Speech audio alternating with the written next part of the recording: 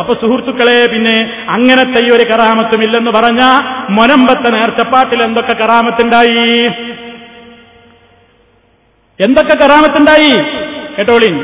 ആരംഭ ബീവി ഹദറത്തിൽ വന്ന് കൊണ്ടവരോതുന്നു സങ്കടത്തിൽ, എന്മോളെ ആരംഭ കല്യാണം ഒന്ന് കാണുവാനാശ മനസ്സിനുള്ളിൽ, ആഗ്രഹമുണ്ടെന്റെ പൊൻബീവി അത് നിറവേറ്റിത്തായോ എൻ ബീവി, ഏറെയും നാളായി എൻ മകളെ പൊന്മംഗളം കഴിഞ്ഞൊന്ന് കണ്ടിടുവാൻ.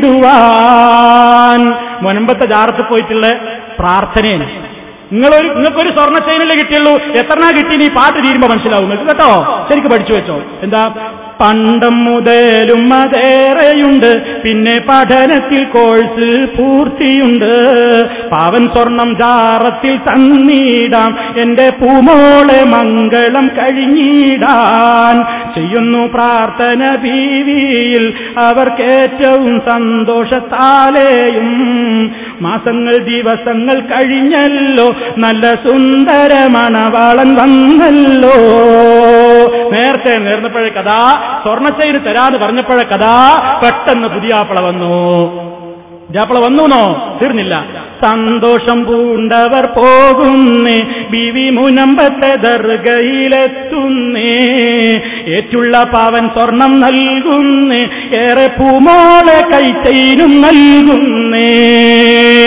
ഏറ്റ സ്വർണം മാത്രമല്ല ഇങ്ങ് കിട്ടിയത് അല്ലേ, ഇയാളതല്ല, ഏറ്റ സ്വർണത്തിന്റെ പുറമെ ഏറെ പൂമോളെ കൈച്ചെയിനും നൽകുന്നേ.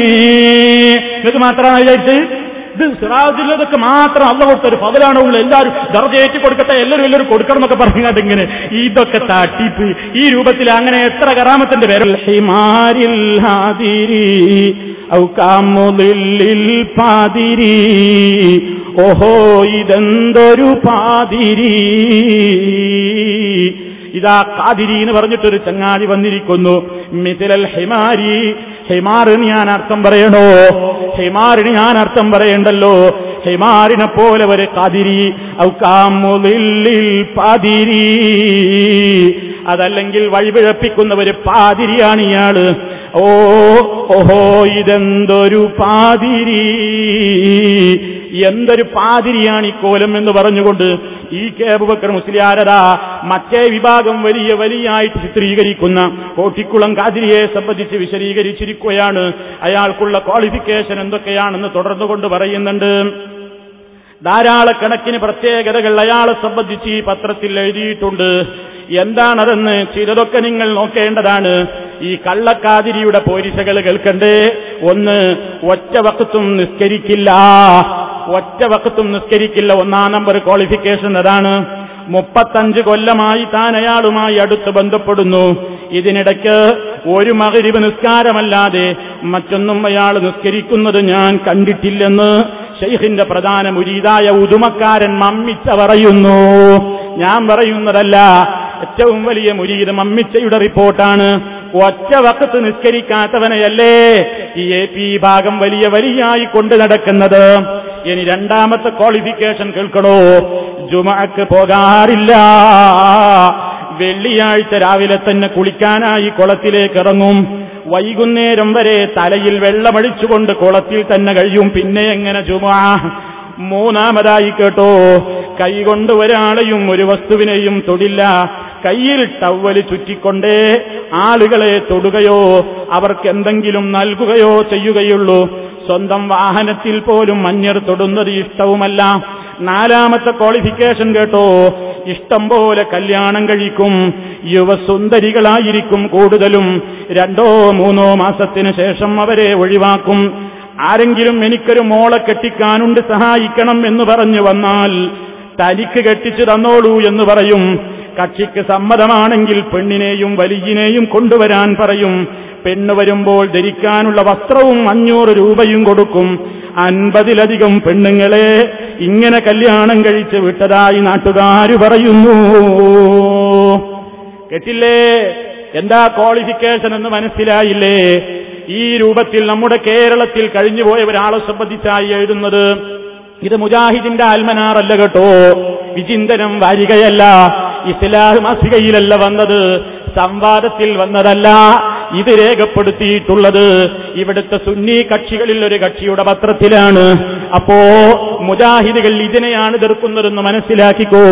ഒരു വഖത്തും നിസ്കരിക്കാത്തയാളെ സംബന്ധിച്ച് നിസ്കാരം എന്തെന്നറിയില്ല, നോമ്പില്ല, അതേപോലെ തന്നെ കുറെ കാര്യങ്ങൾ. ഞാൻ നിങ്ങളെ തുടക്കത്തിൽ ഒരു കവിത കേൾപ്പിച്ചില്ലേ, ഇത് ഇന്നും ഇന്നലെയുമൊന്നും തുടങ്ങിയതല്ല. തറാഫിയ സിരിന മൻ ലാ യുസല്ലി വഫീ റമദാന ലാ യൻവി സിയാമാ. നമ്മുടെ ഈ കാലഘട്ടത്തിൽ നിനക്ക് കണ്ടുകൂടെ, നിസ്കരിക്കാത്ത കുറെ ചങ്ങാതിമാര് റമദാനിൽ അവർ നോമ്പിന് ഉദ്ദേശിക്കുന്ന പോലുമില്ല.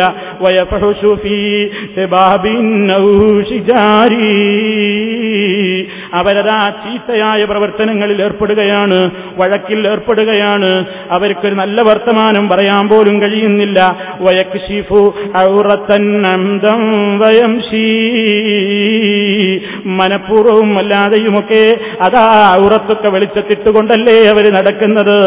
അങ്ങനെ ആളുകളതാ അവർക്കും ചുറ്റും കൂടിയിട്ട് വലാകിന്നൽ ഇബാദത തഖൂലു അൻഹു വലിയുൻ കാശിഫുൻ യുഖ്ഫീ മറാമാ.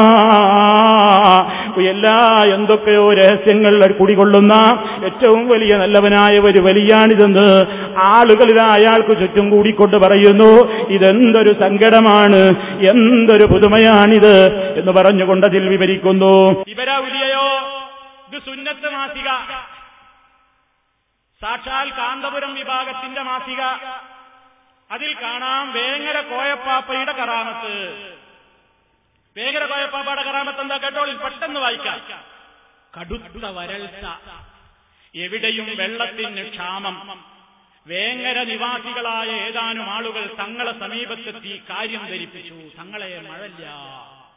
വേങ്ങരക്കാരി എന്നിട്ട് കോയപ്പാപ്പാന്റെ അടുത്ത് പോയിട്ട് പറഞ്ഞു, തങ്ങളെ മഴല്ല. ഉടനെ തന്നെ മൂപ്പരെന്ത് ചെയ്തു, ഓ മഴയില്ല അല്ലേ എന്ന് പറഞ്ഞ് മൂപ്പര് ഉടുതുണി പൊക്കി അങ്ങ് മൂത്രിച്ചു. മഴയില്ലാത്തതിനെ അല്ലാഹുവിന്റെ റസൂല് നിന്നാണ് പ്രാർത്ഥിക്കല, ഇയാളോ തുണിയാണ് പൊക്കിയിട്ടാണ് മൂത്രിച്ചത്. എന്നിട്ട് പറഞ്ഞു, ഇനി നിങ്ങൾ പോയിക്കൊള്ളൂ, മഴ ഉടൻ ഉണ്ടാകും. ആശ്ചര്യം, അതാ വരുന്നു തകർപ്പൻ മഴ. മൂപ്പരാണ് മൂത്രയിച്ചതോടുകൂടി തകർപ്പൻ മഴ വരുന്നു. ഇനി അതല്ലപ്പോ ഇതിന്റെ രസം, ഒരിക്കലൊന്നുമല്ല, ഒരു കറാമത്തായിട്ട് അടുത്ത വരി കേട്ടോളി. വലിയ കാര്യമായിട്ട് പറയണം. മുണ്ട് പൊക്കി നിന്ന്